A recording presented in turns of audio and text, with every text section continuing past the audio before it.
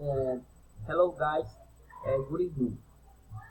After to read the topics, I choose elision. And elision, what is elision?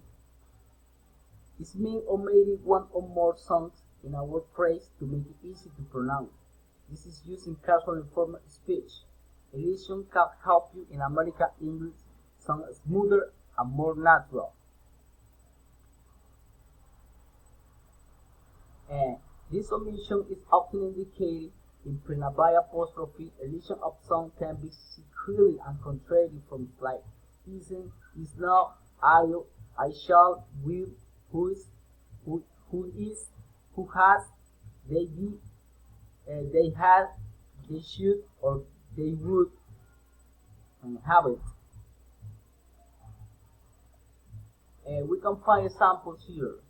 I can't sleep now. I can't sleep. I shouldn't be there. I want to go to my house.